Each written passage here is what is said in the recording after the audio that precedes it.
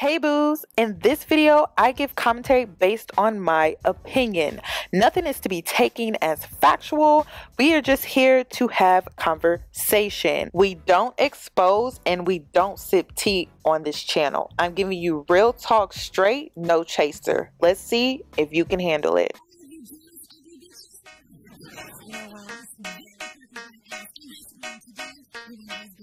Cause I'm a boss. Oh, hell no.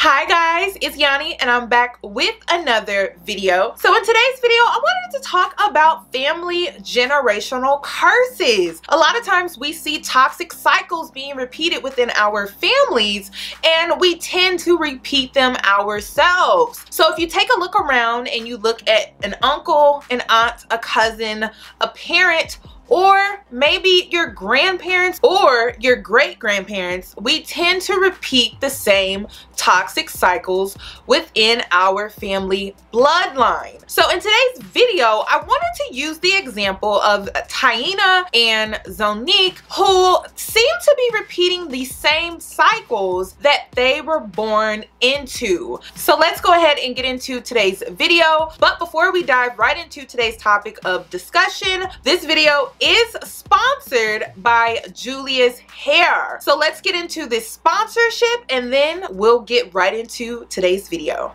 Hey y'all, what's poppin'? So I'm back with another hair sponsorship, and in today's video it is sponsored by Julia's Hair, and they sent me this bomb lace front wig. It's a highlight blonde wig and it is gorgeous. This is probably one of my favorite wigs that I've gotten so far, and the only thing that I would advise is that this wig did come pre-plucked, but not enough to my liking.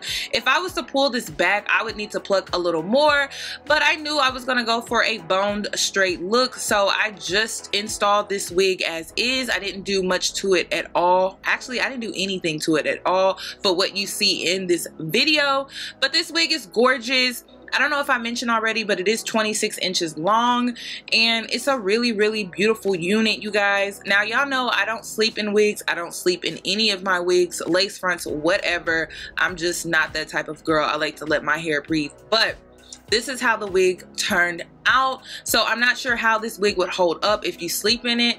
I would advise that you don't sleep in your wig, especially if they're more on the affordable side. But this is what the wig looks like. It's gorgeous, it's beautiful. So make sure you check out Julia's Hair. All links and information will be down below in the description box. So I'm gonna give you a little bit of a slow-mo here in a sec, and then we'll get right back into today's video.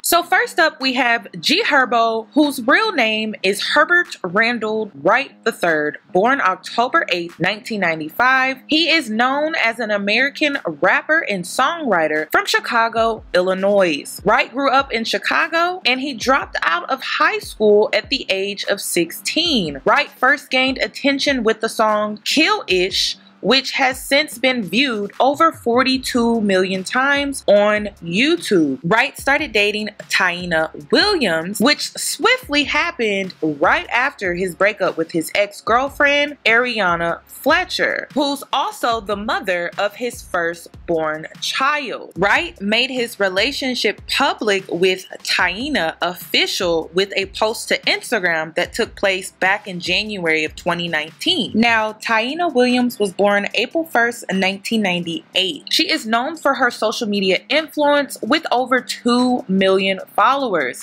Williams, whose mother is Emily Bustamante, who is known for her reality TV personality, on the hit show Love and Hip Hop New York. Williams' mom is well connected in the industry. She is also the mom of 3 and girlfriend to rapper Fabulous, whose real name is John Jackson. On New Year's Day, G Herbo and Taina announced on Instagram that they are expecting. The two are also rumored to be engaged. So I wanted to start off with G Herbo and Taina. It's really starting to look like Taina is following in her mom's footsteps. Not too long ago, it was rumored that when they first started their relationship, before it became public, that Taina was one of the many women G Herbo was cheating on Ariana Fletcher with. However, this rumor was never confirmed. He wanna run around with that little bird. Nobody gives a like the on, baby. Nobody cares. You wanna force yourself to like her so bad. Like, chill out. Just chill. Ari came through and said, "Hey, I'm not even gonna hold y'all. I've been very quiet and let mother effers live their life when I could have got on my bully. I said the bitch a bird because her mama reached out to me like she was trying to have a woman-to-woman conversation, and they lied to her and said I said some very effed up ish that I never said. I ain't never down in the next bitch to get closer to some D. And as of Herb, stop acting like you didn't cheat with that bitch, cause you did. You wanted to be like the rest of these rappers so bad and jacked your family while your son was 4 months cause you couldn't handle me going through postpartum. So instead of being a real ninja and helping me, you escaped and start effing hoes. She was just one of the many. But you know what it is, so I'm not even gonna go all the way there with you, cause one day all this ish gonna blow over and we still gotta be family. I'm at a very happy place in my life and I just wanna put an end to this since it's already out there cause y'all dragging it." And the quote-unquote bird's mama who she talking about, if y'all ain't catch it, is Emily B. So of course M came through and tried to clear the air. She said, "Wait, what? If anyone understood your situation, it was me. I told you that your anger was misplaced. I also told you that I understood you. I have never had a conversation or met Herb in my life till this day. Why on earth would you tell millions of people that I lied on you? I called you and had a heart-to-heart convo with you. In fact, when I called you, she didn't even know. Her daughter, that is. I told you I walked around with a lot of bitterness and hate in my heart for years, but it didn't hurt them. It only hurt me." She talking about Fab side chicks. Taina doesn't know you or ever even talk to you. So based off an assumption, her character has been tarnished. You have never even tried to reach out to her, but you run to the internet? Y'all are young. I get it. But I told you this isn't the way to go about things. You need mediation. I guess throwing me in a mix only brings more attention, but y'all are grown, and all I can do is give you my thoughts based on bad experiences of my own. I'm not perfect, but I raised my daughter to be honest, have self-respect, and to always take the high road. I'm actually very proud of how she is handling this. Again, Ari, you have my phone number. But I do get it on Ari's part. That's her baby daddy. He left her when her child was only 4 months while she was going through her postpartum and possibly cheating. These dudes, I tell ya. It was recently exposed that G Herbo did cheat on Taina with his ex-baby's mother, Ariana Fletcher. Why she wanna hold on to me for? She wanna me or something? What is it? We did that already. I just the day before yesterday. That's what I'm saying. Why do she got a hold over my head? Just give me. You want to play with me like I'm your puppet so you can have control over me while you still this little boy that you want just to make me mad, just so I can talk with my girl who I really care about. For what? So basically, you guys can hear G Herbo saying he cheated on his girlfriend with his baby mama, which is pretty messed up. I wonder if she knows about this situation. Hopefully so, because if you guys don't know, when the situation happened last year, Ari accused G Herbo of having herpes. And if you guys don't know, the little dude that he's talking about is Javante, which means Ari and G Herbo both cheated on their significant others with each other. So to make matters worse, and to also highlight this generational curse that Taina and her family has, it recently hit the blogs that G Herbo will be facing jail time. G Herbo and his crew members have been accused of conducting a multi-year, million-dollar fraud scheme, according to a 14-count indictment that was filed in September and made public Wednesday. Chicago Tribune reports the rapper legal name Herbert Wright III is among several individuals who are facing federal charges of conspiracy to commit wire fraud, as well as aggravated identity theft. Herbo's co-defendants include his manager-promoter Antonio T. Glowstrong, Southside rapper Joseph Joe Rodeo Williams, as well as alleged co-conspirators Stephen Hayes Jr., Demario Sorrells, and Terrence Bender. The indictment was filed in U.S. District Court in Springfield, Massachusetts. Federal prosecutors say Herbo and his crew used stolen IDs and credit card information, possibly obtained through the dark web, to make extravagant purchases over the last few years. These included trips on private jets, limo services, high-end car rentals, a Jamaican vacation, illegally charged trips across the country, and 2 designer puppies, totaling about $1.5 million. The Tribune reports the latest instance of alleged fraud occurred in early September, when one of the defendants used fake information to purchase a hotel room in downtown Chicago, where Strong and others stayed.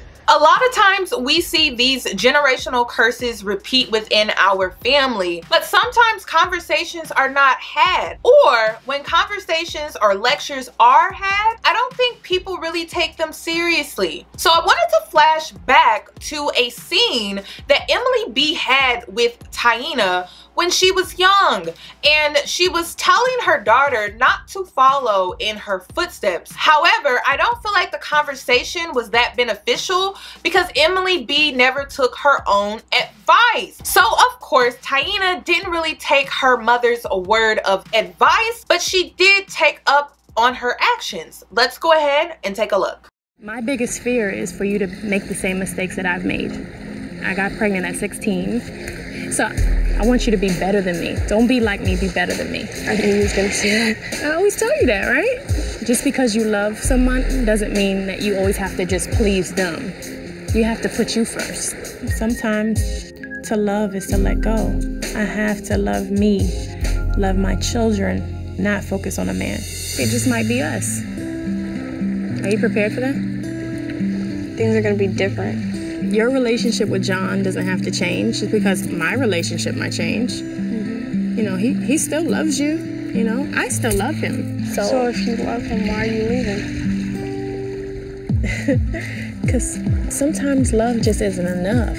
She's at an impressionable age, and I have to answer that correctly because I need her to understand that just because sometimes when you love someone, love is just not enough. We're gonna be okay. Come here, give me a hug. I love you. Come here. You know you're not allowed to have a boyfriend though, right? You told me thousands of times.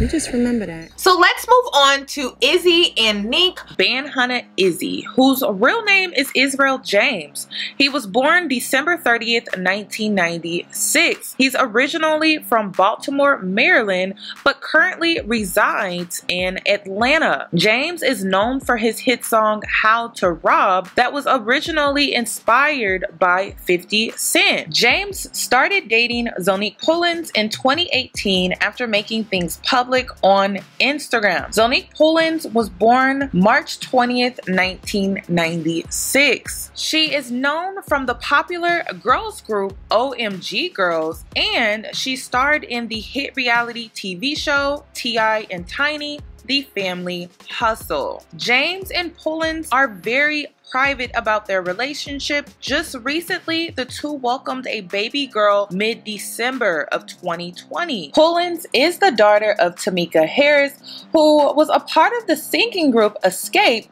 She made the announcement via her Instagram. Tamika Harris is also known for being married to rapper T.I., whose real name is Clifford Joseph Harris Jr. He is known for being Pullins' very active and hands-on stepfather. First, I wanted to give you a little bit of a backstory about how they met. Let's go ahead and take a look. Boy that working with us or whatever, and I feel like he's your type, but he's light-skinned.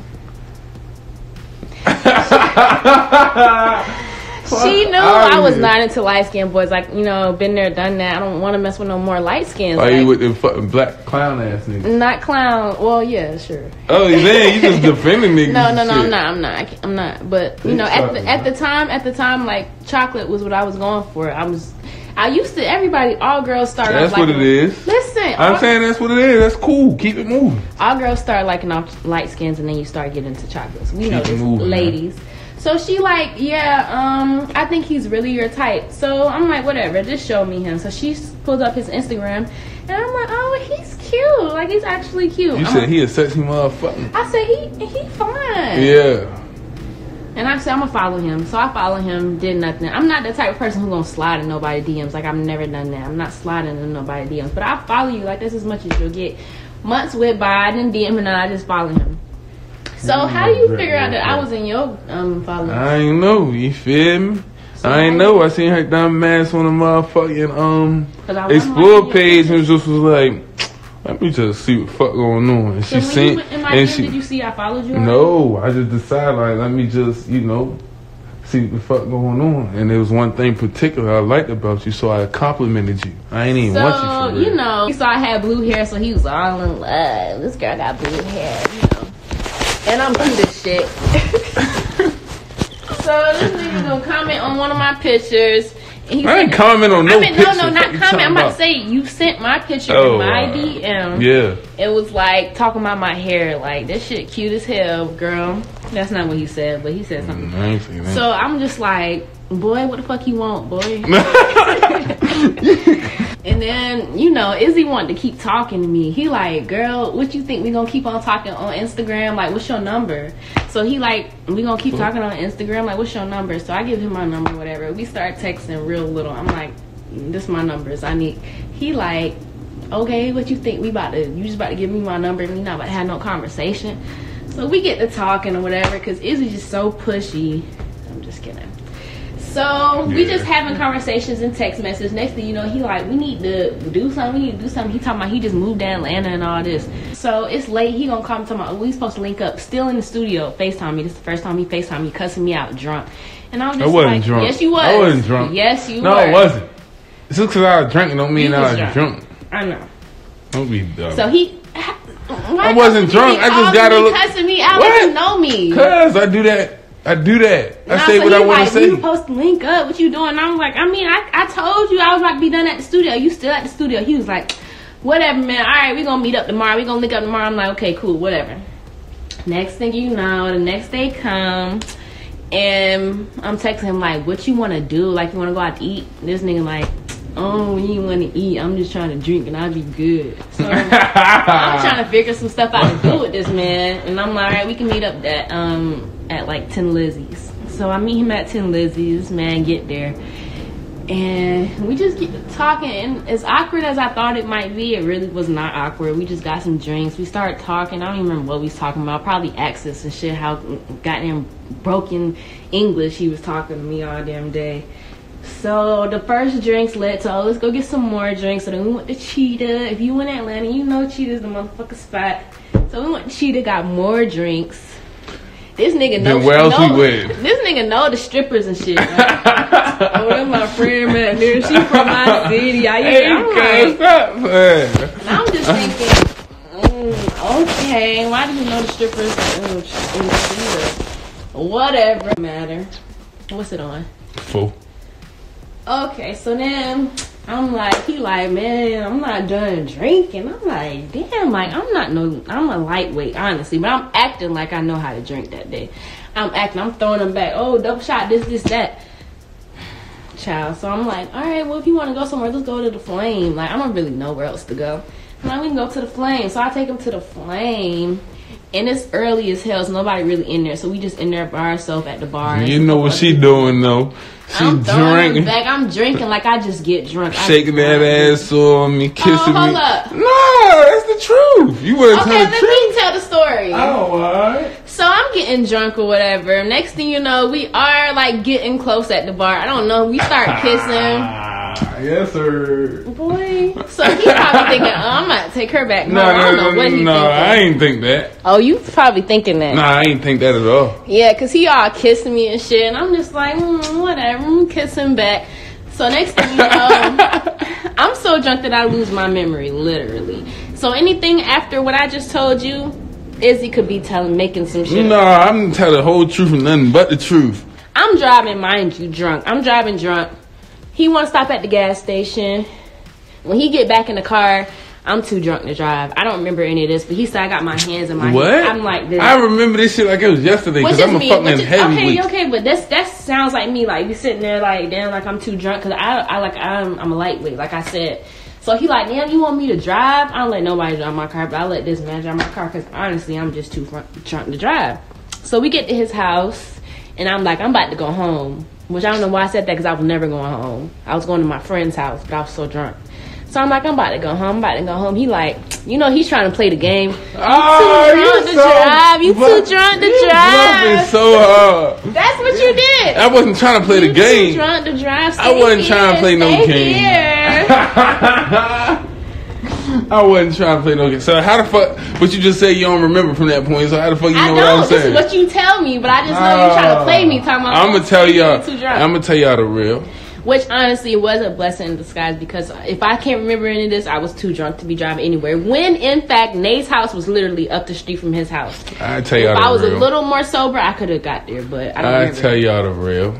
So he like, come in, stay here. You too drunk. So I stay there. I mean, I go in the house, and he. Should I say this part? Nah, I'm just telling real fast. Oh wait, I don't want y'all to think I did nothing, because I'm not that type of girl. No. So I tried to. So I'm just gonna tell it. Anyways, he tried to put me in the guest room. Right. Me being a respectable nigga, like, yo, you can stay in the guest room, you feel me? I go to my room. That was nice of him. But at this point, like, we done been all in the bar, I done been kissing on you. The least you could do is just let me sleep by you. Gonna put me in, I don't even know where your house. You gonna make me sleep downstairs in the bed. I don't know who that's gonna make you feel comfortable. I don't know who been in this guest bed. That's gonna make you feel comfortable. So he tried to put me in the guest bed. I'm like, guest bed? I'm gonna sleep with you. So I go and get in the bed with him, and I literally pass out. Anytime I'm super drunk, I pass out. There's nothing else I can do. He told me that I passed out, but now that I know him, he try to act like, oh, you wanted me, you trying to do this, you trying to do that, and it's just like, I'm not that type of girl, people. I don't try to do stuff on the first night. I don't know these people. I ain't know this man, so why would I be trying to do something with him? He cute. Don't get me wrong. He is very nice looking. But, So not too long ago, Nique made a statement about how she feels marriage is a big commitment when compared to having a baby. So let's go ahead and take a look to see what she had to say. Obviously, people say you have a baby, are you going to get married? What is your take on that? Do you want to get married? You know what? I'm actually not. My mom always was like, you need to stop saying that. But I feel like at my age, I don't really want to get married right now.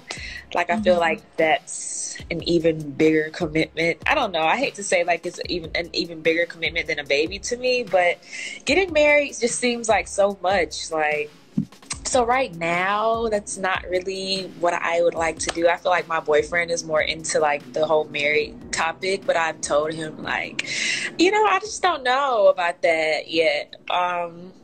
So yeah, like that's, my mom is always like, girl, you have to, if your man is talking about marriage, you need to be like, yeah, like, and I'm just like, I just don't feel that way right now, baby. Maybe, you know, down the line, that'll be, you know, I feel like, okay, yeah, I want to get married. So these two women have a lot in common. They're both having babies by men who have babies by other women. So of course you guys know about G Herbo, who shares a son with Ariana Fletcher. However, a lot of people are not aware of the fact that Izzy has two kids, a boy and a girl. I'm not sure if he shares these two kids with one woman. That information was not available. However, he does have two kids, a boy and a girl. And what I find very interesting about this information is the fact that T.I. had two kids, a boy and a girl, prior to his marriage with Tiny. So I also wanted to include this information as well so that we can get into today's topic, but I wanted to include that Tiny Harris had Nique when she was 21 years old. Nique's biological father faced prison time, but the information on his prison sentence cannot be found, or it's just not public records.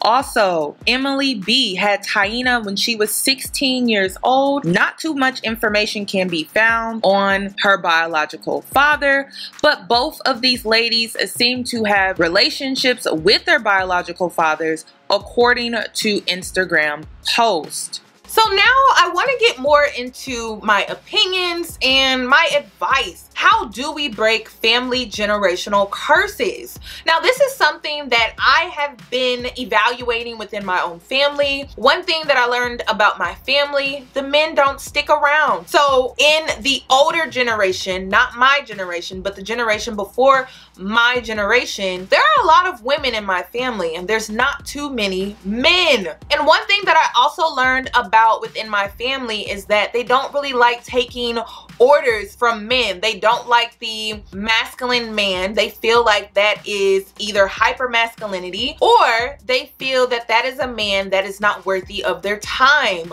So I came across this meme on Instagram and it states here, protect black women, and then the man asks, do you respect black masculinity? So basically what I'm saying is, part of my generational curse in my family is that there are a lot of women who are fire signs, who are very headstrong. For whatever reason, there's a lot of Aries women in my family. I know a lot of you guys are not into astrology, but I am, so just go along with it. So if you are a headstrong woman, then you understand what I'm talking about, you understand what I'm referring to. So with that being said, I don't think these women knew what it looked like to have black masculinity or just masculinity, healthy masculinity in their lives. And I don't think they knew how to deal with it. I don't think they knew how to be partners with men. So instead of them attracting a alpha male, they would attract a lot of beta males into their lives, and then they would find themselves either taking care of a man or a man just simply not sticking around. So there are a lot of men out here today who try to portray like they are an alpha male, but in reality, they really don't carry themselves as one, and it shows through their actions. A man can tell you anything that you want to hear, but at the end of the day, if his actions don't match, they don't mean anything. The words that he speaks don't mean anything. So this was a repeated cycle that I saw in my family. Women dealing with men that were not alpha, they were not masculine,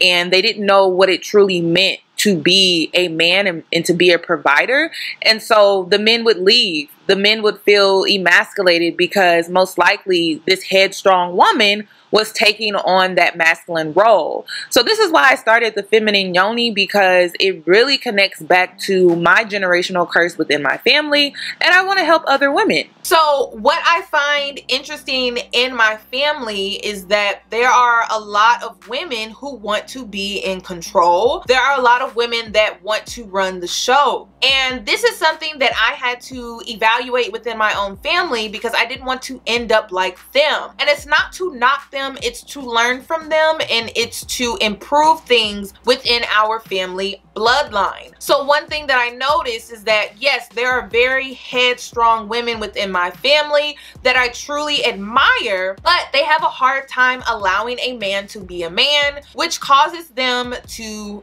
get left. And they're stuck with basically doing things on their own and being single mothers. This is a reason why I don't have any children, because it was a cycle that I saw within my family that I didn't like. It was also a cycle in my family to see women date a lot of men who were fickle, who didn't really stick around, who didn't feel like raising a child that they created was a responsibility of theirs. And it was something that really scared me out of having kids. For the longest, I walked around saying, oh, I don't want kids, I don't want kids. And it was because this cycle was something that I was seeing within my family, and I didn't want to be a part of it. So I feel like in order for you to truly be able to break these family generational curses, you need to evaluate these toxic cycles within your family. You need to know what they look like. You need to be able to identify when you may be entering that type of cycle with a man, and you need to understand that when you find yourself in these cycles with these men and you find yourself repeating cycles that your family curse is basically made of, you need to run, and you need to run fast, because if you stay, you're going to end up in the same toxic cycle that you have seen other family members be put in unknowingly because they were not able to identify the curse. They were not able to identify the cycle. Also, another tip that I have is becoming aware of the signs of the curse. So I would have to say recently, like the last guy that I was dating, I got a sign and I ignored it, and it was a red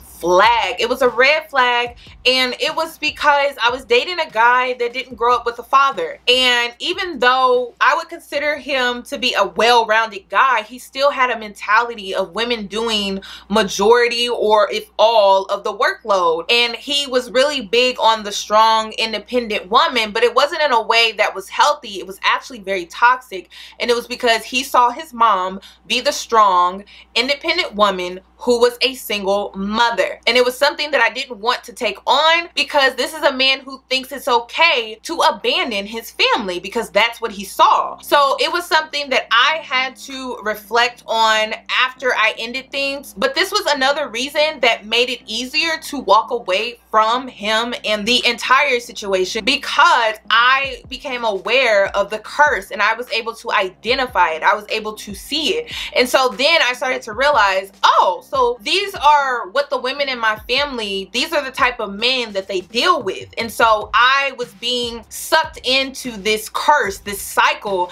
and I was able to break it by simply walking away and choosing myself. Also, in order for you to truly break this family generational curse, and again, it looks differently for every family, but to break this generational curse, you have to keep in mind to always see the bigger picture, to always have a bird's eye view. And you want to break this generational curse because it is haunting your family bloodline. It will haunt you down and it will make you its bitch. So it is best for you to break this curse. Be the one to do it. You may have to step into your black sheep of the family and really take on that title in order for you to truly break the cycle. It literally takes one person to break the cycle, and you may have to step into your black sheep energy in order for you to really pull it off. Also, when you become the black sheep in your family is probably gonna look at you like you're crazy. You're gonna be considered the outsider, which is okay, but you are the underdog. And whenever you're the underdog, people look at you like you're out of your mind. So you may have to temporarily make friends' holiday gatherings a thing. However, one thing that I've learned recently is that your family, the ones that are really for you and your well-being, they will come around. So they may not get with the program in the beginning, but somehow down the line they may really actually be for the program that you're on, because they don't see the things that you see. You have a mentality, you have a vision, and it's not comparable to theirs. You may have to travel or make an adventure of a certain path that a lot of people in your family have not taken, and so that can be a little scary for you, but also it's gonna be very rebellious of you. So a lot of your family members are not gonna really understand what you're doing and why you're doing it, but understand to always keep in mind that you are looking at the bigger picture and you're looking at the greater purpose of why you're doing what you're doing, because you have this strategy, you have evaluated the cycle, you have identified the cycle, and you are now aware of the cycle. So it's a toxic cycle that you will be able to break, but your family will not always understand. So you may be the black sheep, you may be the outsider, and you may also be the rebellious child, but at the end of the day, you are doing it for a greater cause, a greater good, and a greater purpose. So please keep that in mind. Also, I want to ask you guys, what are some tips that you can give others? Maybe you were able to break your generational curse within your family. What are tips that you can give to others that can help them within their family in order for them to break this generational curse? Make sure you comment some advice down below. So that's all that I have regarding this video. I would love your thoughts and opinions, so make sure you comment them down below. And if you're new here, subscribe, hit that notification bell so that you are notified for when I upload. This is Real with Yanie, and I will see you guys in my next video.